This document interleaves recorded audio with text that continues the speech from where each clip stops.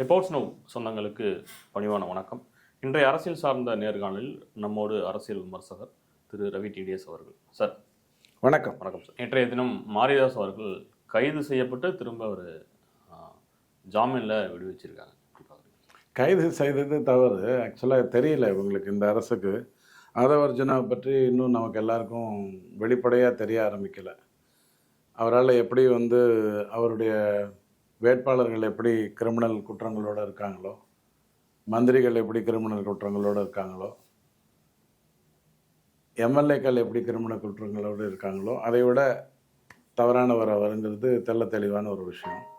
காலையில் பெண்ணை பற்றி தவறாக பேசினாருன்னு சொல்லி வித்தின் ஒரு 1 ஹவரோ 2 மணி நேரமோ இந்த கைது நடவடிக்கை நடந்திருக்குன்னு சொன்னால், தேவப்பிரியா அவர்கள் அதை பற்றி ரொம்ப தெளிவாக சொல்லியிருந்தார். எத்தனை வருடம் தண்டனை பெறக்கூடிய குற்றம் செய்திருந்தால் மட்டும் ஒருவனை கைது செய்ய முடியும் அப்படிங்கிறது இருக்குது. எல்லாரையும் கைது பண்ண முடியாதுங்கிறதெல்லாம் இருக்குது. அதெல்லாம் எதுவும் தெரியாமல் பண்ணியிருக்காங்க. மாரிதாஸை பொறுத்த வரைக்கும் அவருடைய கருத்துக்கள் எல்லாமே நேர்மையாக வந்திருக்கு. அவர் விலை போகின்றவர் அல்ல, விலைக்கு வாங்குகின்ற அளவுக்கு கூட சூழ்நிலை இல்லை. அவர் மேலே எந்த ஒரு குற்றச்சாட்டையும் நீங்கள் வைத்திட முடியாது. அவருடைய கருத்துக்களை இந்த மாதிரி கூப்பிட்டு வச்சு மிரட்ட முடியும்னு நினச்சிங்கன்னா அது ரொம்ப தவறான ஒரு உதாரணமாக இருக்கும். சரி, இன்னும் கத்துக்குட்டிகளாக தான் இருக்கீங்க, திமுகவுடைய 2O தான் நீங்கன்னாலும் இன்னும் கத்துக்குட்டிகளாக தான் இருக்கீங்கிறது தான் நமக்கு புரியுது. ஒரு 10 பேரை வச்சு வண்டையாக திட்ட விட்டிங்கன்னா அது வேறு விதமாக இருக்கும்.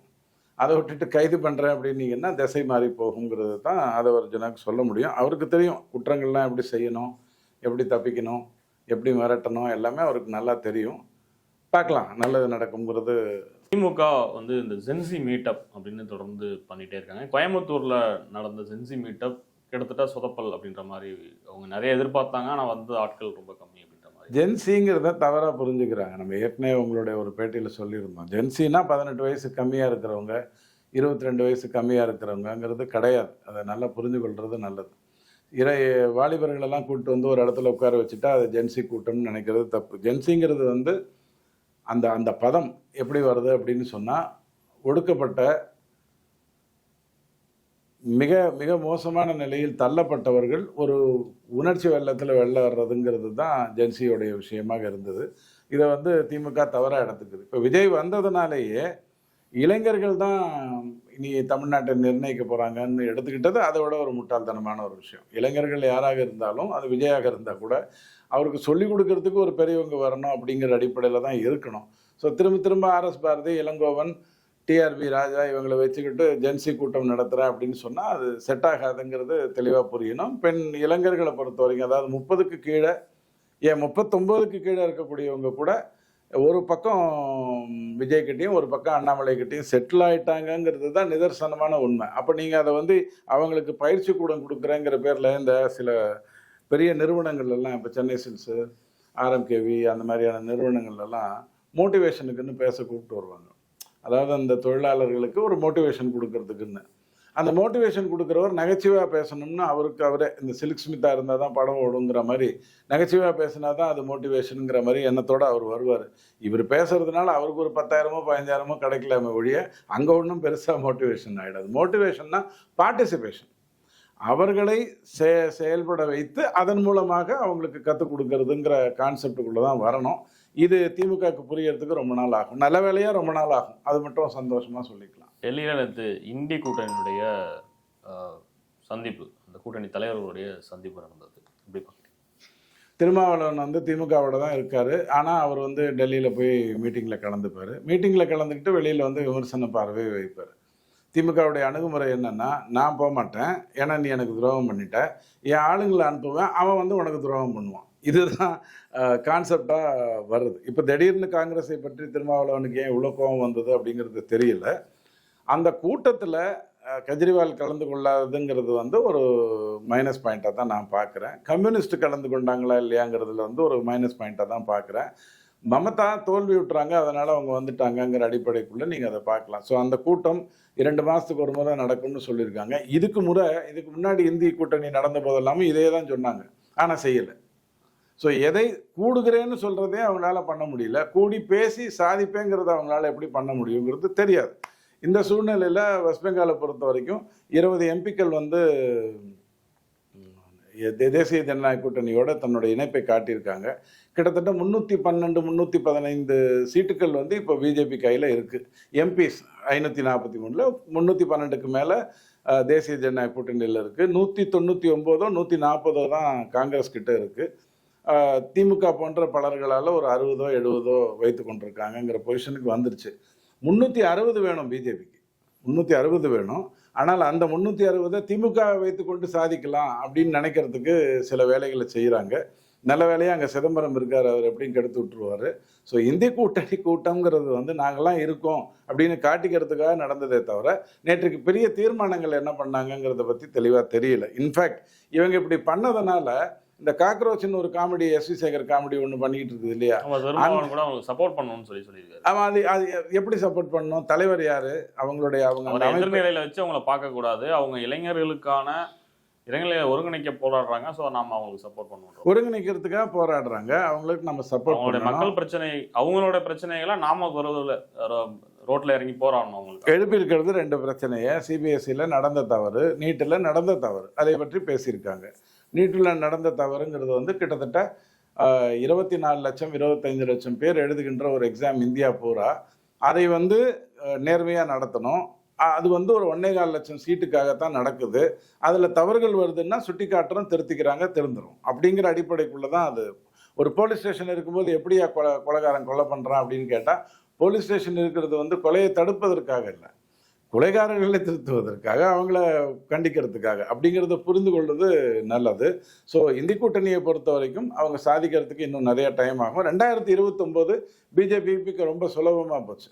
இந்த பக்கம் திமுக கூட்டணி அவங்க ஜெயிச்சாலும் தோத்தாலும் அவங்க வந்து காங்கிரஸுக்கு எதிராக ஓட்டு போட போகிறாங்க. காங்கிரஸோடு இருக்கக்கூடியவங்களில் திருமாவளவனும் அல்லது இவரும் இங்கே மதிமுகவும் இங்கேருந்து போயிருக்காங்க அப்படின்னு சொன்னால் அதனுடைய அர்த்தம் எனக்கு புரியலை. எம்பிக்கள் இருந்ததுனால தான் கூப்பிட்டோம், தாவேக்காக்கு இன்னும் எம்பிக்கள் வராதனால கூப்பிடலன்னு சொல்கிறது அதை விட முட்டாள்தனம். மரத்தை தான் நாங்கள் கூப்பிட்டோம், செடியெல்லாம் நாங்கள் வளர்க்க நினைக்கல அப்படிங்கிற மாதிரியான ஒரு விஷயமா இருக்குது. செடி வளர்ந்தால் தான் மரம் ஆகுங்கிறது அடிப்படை தத்துவம். இவங்க கூப்பிட்டாங்களா அல்லது அவர் மறுத்துட்டாரா அப்படிங்கிறதெல்லாம் விவாத பொருளாக இருக்குது. ஸோ எது எப்படி இருந்தாலும் பாவம் ரொம்ப நாளைக்கு அப்புறம் எந்திரிச்சு வந்து கொஞ்சம் நின்றுருக்காங்க, நல்லா அடிபட்டு உதப்பட்டு திரும்பி வந்திருக்காங்க. வாழ்த்துக்களை தான் கூப்பிடலாம். ஏன்னா 2029 பிஜேபி சுலபமாக போச்சு, ஜெயிக்கிறதுங்கிறது ரொம்ப சுலபமாக போச்சு. ஒரு கூட்டணி அமைக்கிறீங்கன்னா அதுக்கு ஒரு காரணியம் இருக்கணும், அதுக்கு ஒரு அர்த்தம் இருக்கணும். அதாவது கொள்கை ரீதியாக நீங்கள் உடன்படன் இணைக்கணுங்கிற அவசியம் இல்லை, குறைஞ்சபட்சம் ஒரு காரணம் இருக்கணும். அந்த காரணம் யாரோ நடத்துகின்ற ஒரு கூட்டத்தை அது ஏற்கனவே மீடியா பெருசாக கொண்டு வரல. ஏன்னா அவங்களோட தோற்றம் சரியில்லை. தோற்றம் சரியில்லைன்னும் போது அதை நீங்கள் வளர்த்தீங்கன்னா பெரிய தப்பாயிடும். ஒரு விஷயத்த, ஒரு இலங்கை பிரச்சனையை திருமாவளவன் பேசுவதற்கும் சீமான் பேசுவதற்கும் உதயகுமார் பேசுவதற்கும் வேற யாராவது ஒருத்தர் புதுசாக வந்து பேசுறதுக்கும் நிறைய வித்தியாசம் இருக்குது. இது தெரியாமல் அந்த விஷயம் நடந்ததாக தான் நான் பார்க்குறேன். ஒரு பக்கம் திருமாவளவன் கட்சியிலேருந்து இப்போ ஒவ்வொரு ஆளாக வெளியேற ஆரம்பிச்சிருக்காங்க அப்படின்னு பார்க்குறோம். நம்ம அந்த பனையூர் பாபு வந்து இப்போது திமுகவில் சென்றிருக்காரு. அதை தொடர்ந்து வெளிச்சம் டிவி பிரச்சனைன்னு தொடர்ந்து விசிகாலையும் பிரச்சனை இருக்குது. அவர் வந்து திமுகவும் தாவேக்காவும் அவருடைய கட்சியோடைய ஆட்களை வந்து கபலீகரம் செய்கிறாங்க, கட்சியவே கபலீகரம் செய்கிறாங்கன்றதுல ரொம்ப வருத்தமாக புலமுனதாக கூட ஒரு தாவேக்கா வந்து வாக்குகளை எடுத்துட்டாங்க. அது நம்ம முதல்லேருந்தே சொன்னோம். யாருக்கு வந்து யாருடைய வாக்கு தாவேக்காவுக்கு போகணும் போது கண்டிப்பாக நிறைய நாத்தாக்காலேருந்து போகும், விசிகாலேருந்து போகுங்கிறத நம்ம தொடர்ந்து சொல்லிட்டு இருந்தோம். ஸோ வாக்காளர்களை விஜய் எடுத்துட்டாருங்கிறது யதார்த்தமான ஒரு உண்மை. வேலை செய்கிறவங்களில் நீங்கள் ஒரு கட்சி நடத்தும் போது 2 விதமாக வச்சுருந்தீங்கன்னு வச்சுக்கோங்க. உதாரணத்துக்கு அதிமுகவில் வந்து திமுகவோட சேரலாம் தப்பில்லை அப்படின்னு நினைத்தார்கள்னு ஒரு குற்றச்சாட்டை வைத்துட்டு நான் அப்போ தாவேக்காவோட போய் சேருவேன் அப்படின்னு சொல்லக்கூடிய ஒரு கூட்டம் பேசினாலும் பேசாட்டியும் அது முட்டாள்தனமானது. ஸோ 2 விதமான கருத்துக்கள் விசிகால தொடர்ந்து இருந்துகிட்டு இருந்தது. அது திமுகவுடைய தான் இருக்கணும், அதுதான் நல்லது, ரிசர்வ் பேங்கோட இருந்தால் தாங்க நல்லது அப்படின்னு நினைக்கிறது வந்து முட்டாள்தனம். விசிகா ஓப்பன் பண்ணப்பட்டது, தொடங்கப்பட்டது வந்து பட்டியலினத்தவருக்கு போராடுவது. போராட்டத்தில் 2 கருத்து இருக்கலாம். அமைதியாக போராடணும், இல்லை இறங்கி அடிக்கணும்னு இருக்கலாமே ஒழிய யாருக்காக போராடணும், யாரை எதிர்த்து போராடணுங்கிறதுலேயே ஒரு கட்சிக்கு குழப்பம் இருக்கக்கூடாது. அப்போ என்னுடைய கட்சியில இருந்த ஆட்களை எடுக்காதீர்கள்னு சொல்கிறது வந்து ரொம்ப அர்த்தமற்றதாக இருக்குது. ஒரு காலேஜ் சொல்லுதுன்னு வச்சுக்கோங்க, எங்கள் ஸ்டூடெண்ட் எல்லாம் நீங்கள் எடுக்காதீங்க, அது என்னங்க எங்கள் ஸ்டூடெண்ட்டை நீங்கள் எடுக்கிறீங்க அப்படின்னு சொன்னால் அந்த காலேஜை பார்த்துட்டு நம்ம சிரிக்க தான் முடியும், வேறு எதுவும் சொல்கிறதுக்கு இல்லை. நேற்றைய தினம் பாஜகவினுடைய செயற்குழு கூட்டமானது நடந்திருக்குது. அதில் வந்து அமைதியான முறையில் நாம் வந்து நம்மளோட கட்சியை எப்படி வளர்க்கறது, தொண்டர்களை சந்திக்கிறதுல முயற்சியில் ஈடுபடுங்க, விமர்சிக்காதீங்க அப்படின்ற மாதிரிலாம் மாநில தலைவர் வந்து அறிவுரை சொன்னதோட தகவல் இருக்கு. 3 விதமா அதை பாருங்க. ஒன்று, அண்ணாமலை வெளியில போயிருக்காரு, அவர் வந்து ஒரு இயக்கத்தை தொடங்கியிருக்காருன்னா அங்க போகணும்னு நினைக்கிறவங்க வந்து பிஜேபியை திட்டிட்டு போகணுங்கிற அவசியம் இல்லை.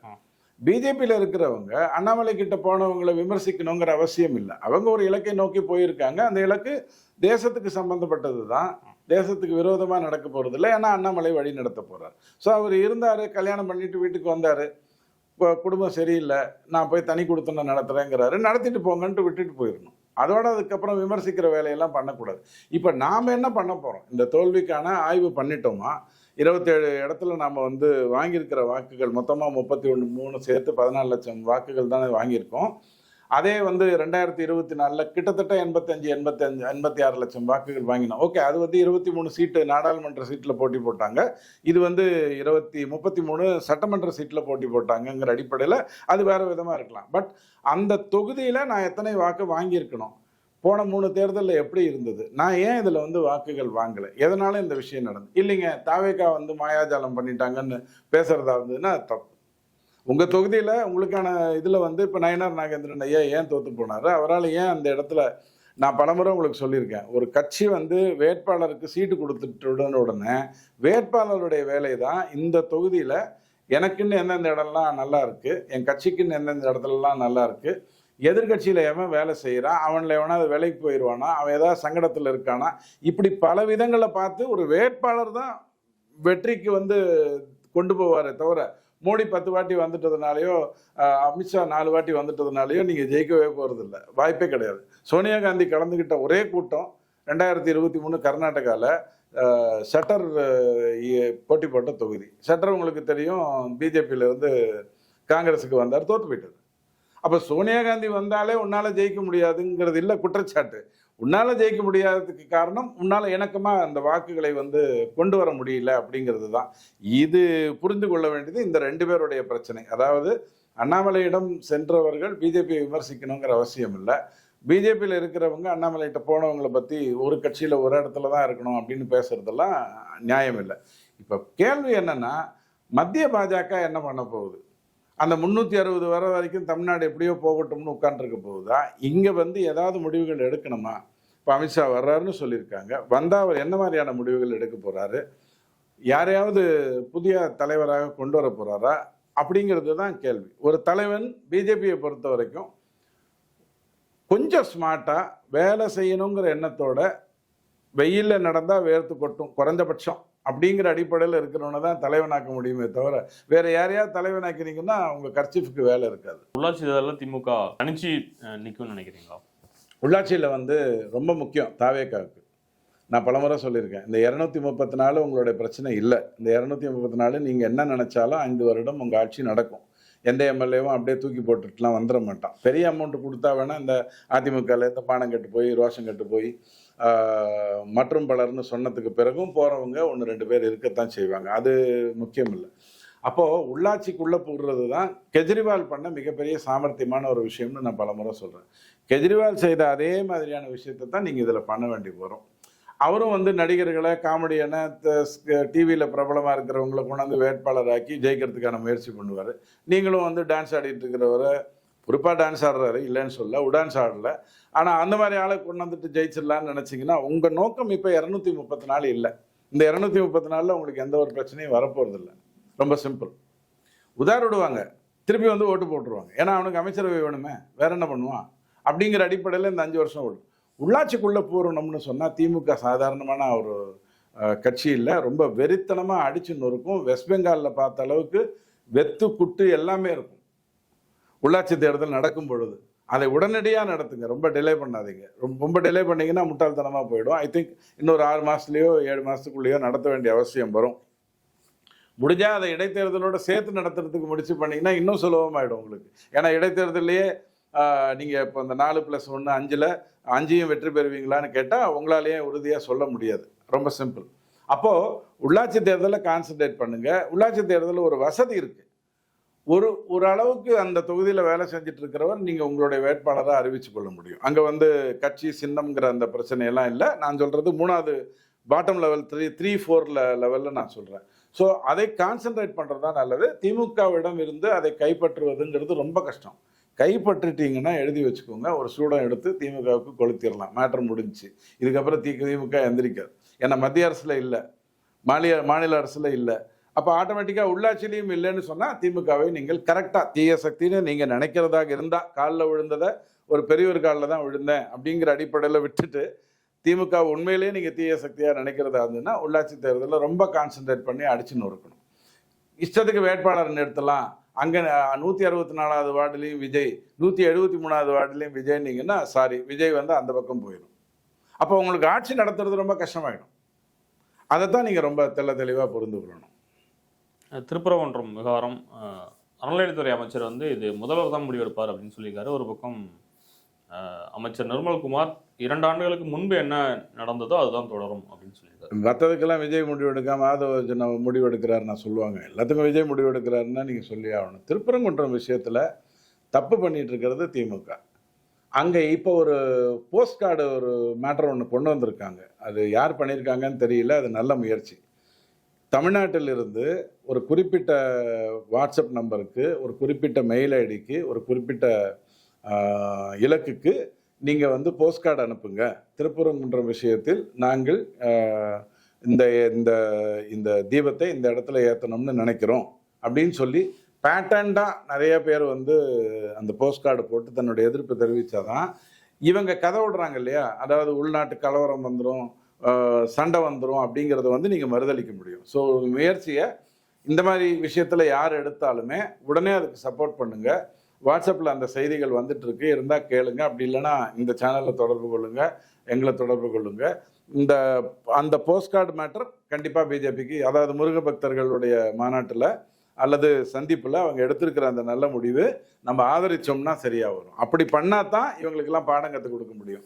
கோர்ட்டு தீர்ப்பை மதிக்கிறதுக்கெல்லாம் இவங்களுக்கு நேரமும் இல்லை. இப்போ நீங்கள் கர்நாடகா எடுத்துக்கிட்டிங்கன்னா அது கோர்ட்டு தீர்ப்பை மதித்ததே கிடையாது. ஸோ மேக் இட் தாட்டுவை வந்து நீங்கள் கோர்ட்டு தீர்ப்பு மூலமாக சால்வ் பண்ணலான்னு நினச்சிங்கன்னா அது நடக்க போகிறதில்ல. அது வந்து ஆட்டோமேட்டிக்காக அந்த கட்சியை சார்ந்தவர்கள் உட்காந்து பேசணும், பிஜேபி பேசணும், அந்த தீர்ப்பாயங்கள் அந்த விஷயங்கள்லாம் எடுத்து பேச வேண்டியிருக்கும். ஸோ முருகர் பக்தர் விஷயத்தில் திமுக தப்பு பண்ணி அதை வந்து பெருசாக்கி பூதாகரமாக்கி பாராளுமன்றம் வரைக்கும் கொண்டு போய் சம்பந்தமே இல்லாமல் நீதிபதி மேலே இம்பீச்மெண்ட்டுக்கு கொண்டு வந்து எல்லா முட்டாள்தனத்தையும் பண்ணி முடிச்சிருச்சு. அதே தொடரும் அப்படின்னு தாவேகா சொல்கிறாருன்னா, நாங்கள் தான் சொல்லிட்டு இருக்கோமே திமுக 2O மைனஸ் மன்னராட்சி = தாவேகான்னு. அதை நீங்கள் நிரூபிக்கிறீங்க, அவ்வளோதான், வேற எதுவுமே இல்லை. எங்களோட இணைந்து பல்வேறு கருத்துக்களை பயன்படுத்தி